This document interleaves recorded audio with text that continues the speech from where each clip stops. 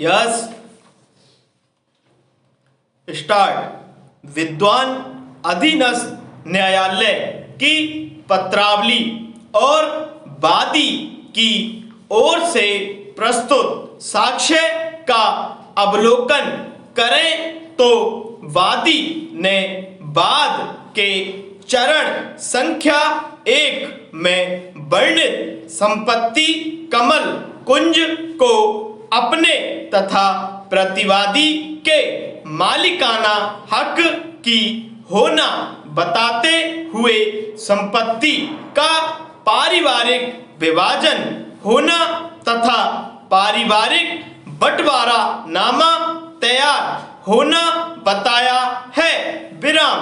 बाद में कमल कुमारी पारीख द्वारा अधिकृत कर दिए जाने पर मकान के हिस्सों पर काबिज होना बताते हुए पारिवारिक बंटवारा नामा में संपत्ति के दक्षिण भाग में स्थित खाली जमीन और टीन शेड भी वादी ने अपना होना बताया है तथा वादी के पक्ष में प्रतिवादी द्वारा कॉमन पैसेज, अंदर की सीढ़ियों, आंगन व चौक का मौखिक रूप से हक त्याग करना भी बताया है। विराम। अभिवचनों के अनुसार ही वादी ने अपना शपथ पत्र पेश करते हुए केवल 2 ही दस्तावेज प्रस्तुत किए हैं। विराम। पैरा।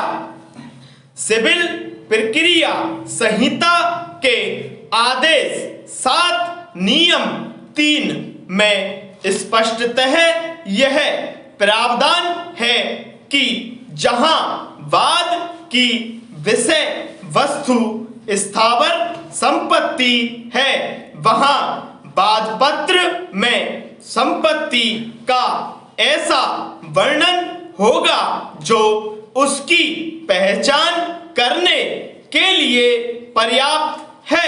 विराम।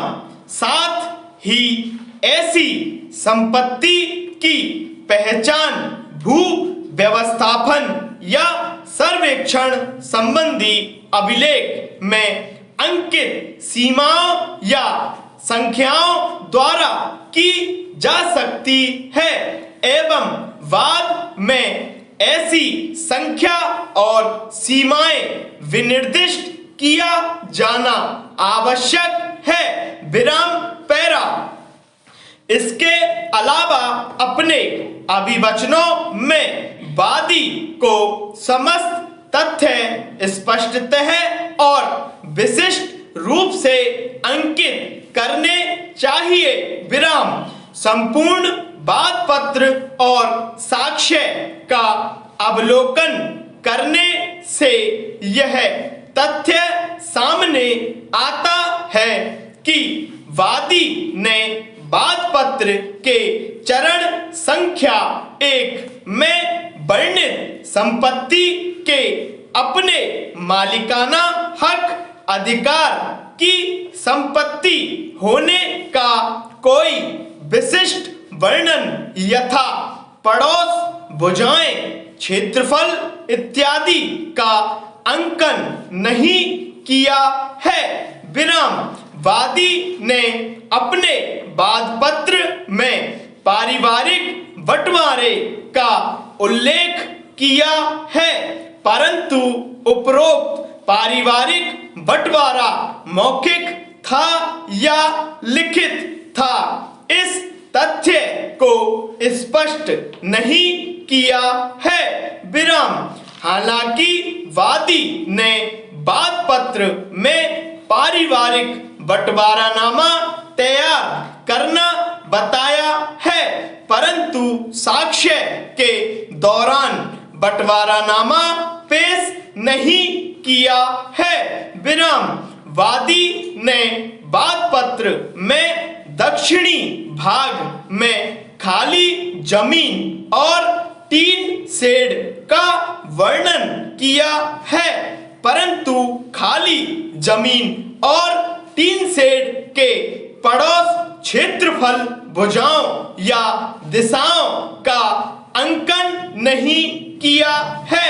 विरामवादी ने यह भी कथन किया है कि अशोक पारीख ने दक्षिणी हिस्से की जमीन का किसी अन्य व्यक्ति को विक्रय कर दिया था, परंतु इस बात का कोई अंकन नहीं किया है कि यह विक्रय लिखित था या मौखिक था, पंजीकृत विक्रय पत्र द्वारा था या अपंजीकृत विक्रय